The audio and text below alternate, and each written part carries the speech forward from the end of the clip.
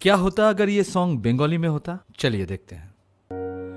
তোমার শহরে কবিতা বড়ই চেনা লাগে, যেই না তাকে ঠোঁটে ছুতে চাই আদরে অনুরাগে, হয়তো বা সরে সরে যাও, হয়তো বা ভুলে যেতে চাও, হঠাৎ